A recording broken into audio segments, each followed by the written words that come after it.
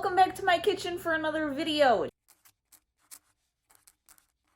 Today's video we are doing another state recipe, and today we are cooking for Vermont. And in looking through Vermont and all of the recipes that come along with that state, the most prevalent is the classic apple pie with cheddar cheese. Now some of you might be having the exact same reaction that I had. Who in their right mind puts cheese on an apple pie? And apparently the Vermont people do. And apparently it's a very popular thing. In finding this recipe, looking up different ways of cooking it and whatnot, it is essentially your classic all-American apple pie with a slice of Vermont cheddar cheese on top of it. As a result, the Vermont cheese was really just the more important part of this recipe, it seemed. So I found cheese aged. It was from Vermont. I got that. We have that ready to go to slice and put on top of this pie, but we need to make a pie. So that is what the majority of this video is going to be. Now, just like every other state recipe that I have done, this is a series that I have been doing for 4 years at this point, where I am trying to cook a different food that best represents each one of the 50 states. We are on the last, I think, less than 5 states to go. I will put the link to the recipe that I am following in the description box below if you wanted to check it out. I will also be having a section of this video where I talk about a little bit of history of why Vermont cheddar cheese over apple pie is so special, or what the history of that particular recipe is, and whatever sources I pull that information from, that will also be in the description box of the video, so you are welcome to go check those out yourself as well. Enough of that, we have to get to making a pie, so the first thing we need to do is peel, core, and slice some apples. And to do that, we are going to be using this handy dandy little apple peeler corer from Pampered Chef that we have. It makes this job so easy, and let me show you why. So you have this guy, and what you do, basically just going to stab the apple right into the center of it, and it starts turning.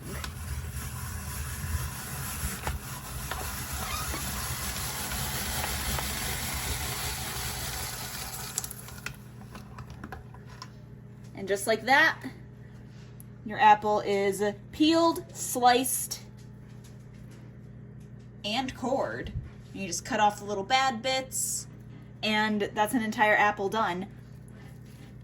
And look at how satisfying that is. I just ripped it, but that's okay. Look at how satisfying that is.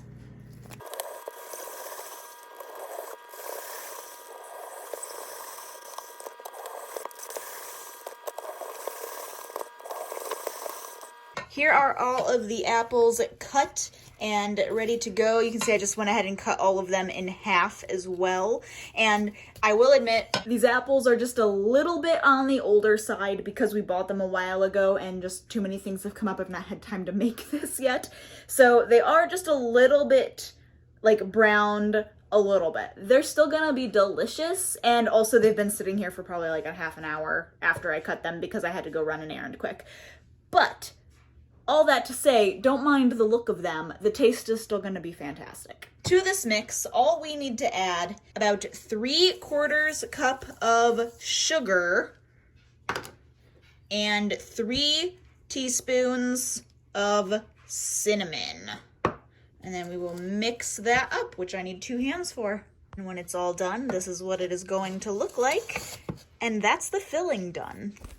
So now we can move on to the pie crust, which the recipe that I am following that's linked down below just says like a pre-made pie crust. I'm just gonna make one from scratch. So I'm gonna grab out a new bowl and we'll get to doing that. All right, so to make this pie crust, we are going to add to this bowl 1.5 cups of flour. Actually, I need to make a top and a bottom crust, so I'm going to double this. So I'm gonna put in 3 cups of flour, and then we're gonna do, for the doubled amount, 1 full teaspoon of salt, 4 tablespoons of butter, and I just like cutting it into slightly smaller little flats, and then 1 cup of vegetable shortening. And then we're going to use a pastry blender to mix all of this up until it forms a nice crumbly mixture.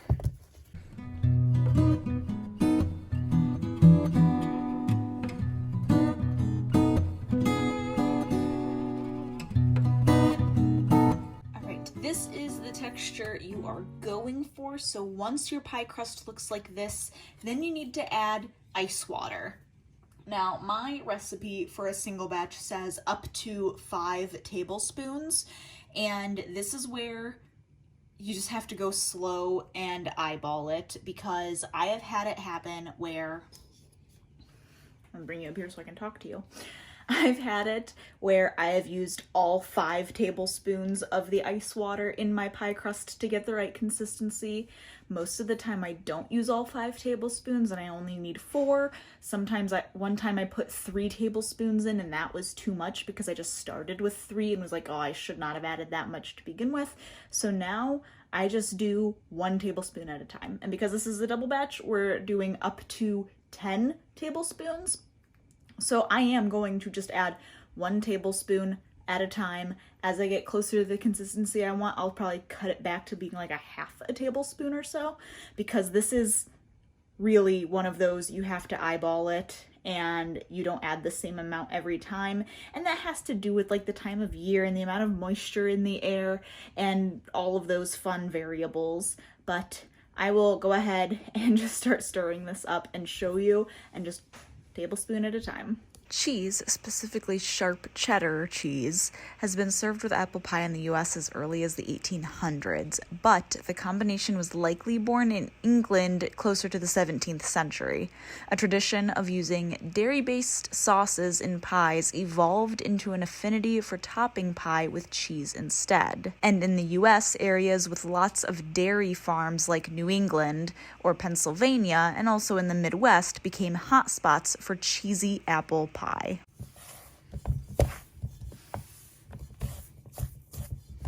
So this is the consistency that I really start hesitating about whether I want to add any more water in or not, because you can see that it's starting to kind of mix together and hello, I'm glad I know what words I'm using. It's starting to mix together and stick to itself. And if you add too much water, it's going to get sticky and like start like getting stuck to your hands and just not being good. So this actually is a really good consistency, because you see how you can form it into oh, that was my preheated oven. You can form it into a ball and it stays. So I don't think I'm gonna add any more water to that. That was 7 tablespoons altogether. So I'm gonna lift you up and bring you back a little bit so you can kind of see what I'm doing here. But I am just going to form all of this into a ball now with my hands. And just kind of work to get it all into one here. And then there you go. That is beautiful big old pie crust. So now I actually am going to take this and use my knife just to cut this in half so that we have the top crust and the bottom crust. All right, I just laid down a little bit of cling wrap, plastic wrap, so that I can lay down another little bit of plastic wrap to roll this out between the two and just make my life a little easier with not having the rolling pin getting stuck to it. So we're just going to work on rolling this out.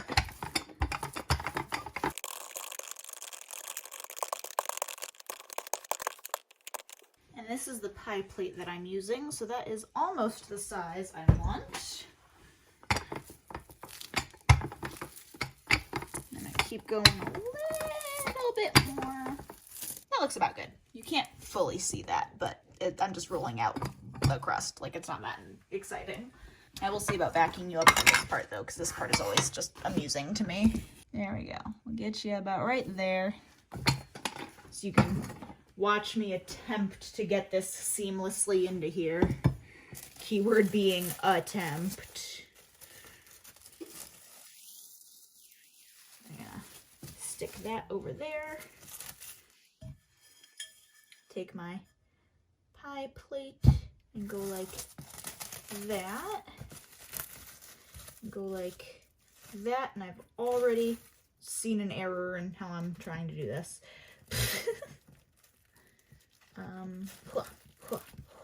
One, two, and three. I'm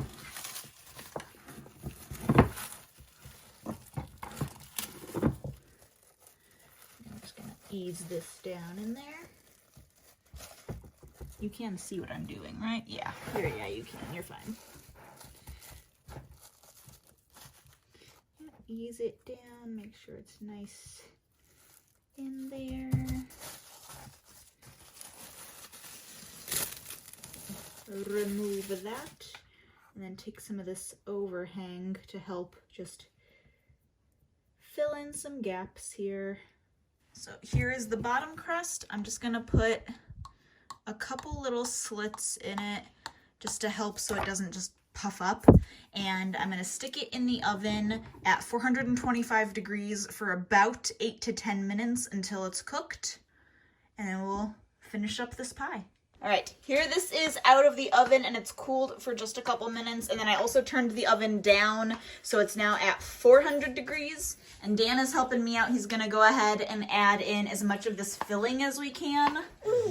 And I say as much of it as we can because, go ahead, because the recipe called for 4 to 5 apples, and we used all 8 that were in our bag. So we'll just kind of see. We can get that filling up, put as much in there as we can manage. Oh yeah, mix it up in there good. Yeah, well, those. That's exciting stuff. Juicy stuff. And honestly, I probably didn't need to pre-bake this bottom crust because this is going to be in the oven for close to an hour. But I'm always so afraid that the bottom crust is going to get really soggy if it isn't pre-baked. So I did it anyway. Okay, should probably do the trick. That's good, you think? Yeah, do you want me to bang those juices over that? Yeah, let's get some of those juices in there. Okay, so here we go. And then we have Dan rolled out the top crust already for us, so we're just going to get that part off. And carry it over and flip it upside down. Yep. Essentially is what I was thinking. That's a good idea.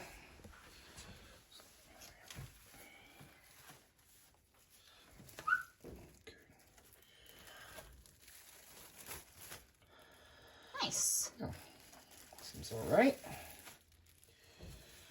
All right, so that's our attempt at crimping the edge. It's not pretty. That's fine, though.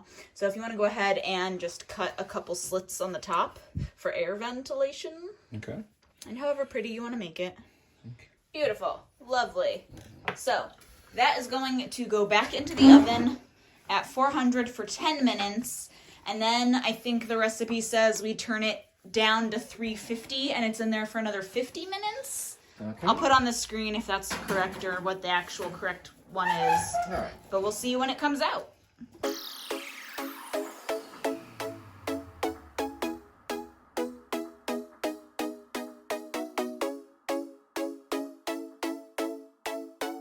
Here is the pie out of the oven. Our house smells amazing and I am very excited about it.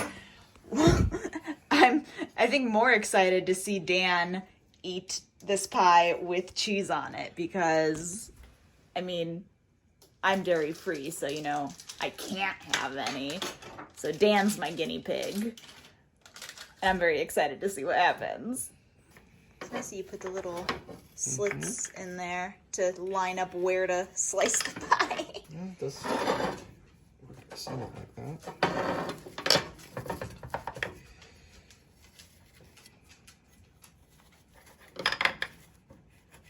Ooh, it's a nice crumbly crust. That's encouraging. Okay. Now, yeah, getting this out is a whole nother thing. See, the first piece never looks pretty. No, it doesn't. So I don't know why I reach from this side, but Okay. it's not bad. That's not bad. Still pretty warm. That's pretty. Okay. I mean, the back crust kind of disintegrated a bit. But So do I need to... Yeah, you this gotta on get here? the cheese on there. Okay. That goes against everything in my being. Oh gosh, I hope this doesn't ruin it. And that's why we're only doing one slice. Yeah, I get it. Oh, man. Okay, so there we go. Gosh. So then we just let that, like, we'll let the pie warm that up. Because, yeah, that's pretty warm. Okay.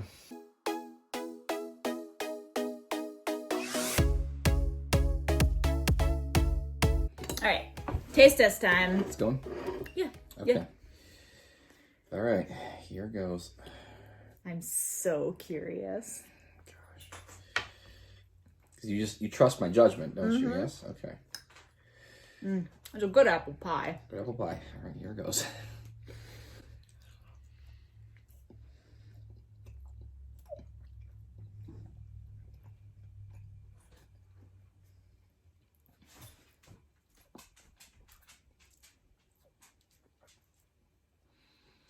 Are you confused?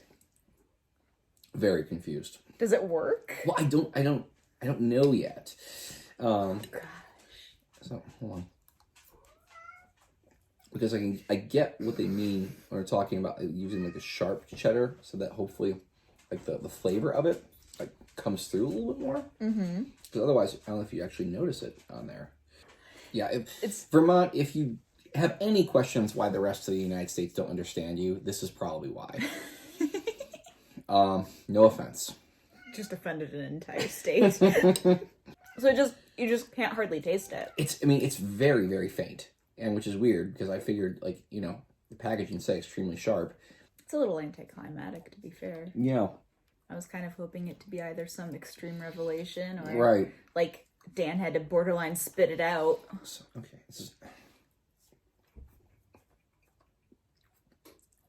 Okay. Taking that by itself, yeah, I can see where the flavor of the cheddar, like good cheddar. So like take a bite of the cheese and then take a bite of the Okay, maybe I'll try that. apple pie. So, okay. Well, that's cheese. I remember that. Good. Is it more just like a why? I think so.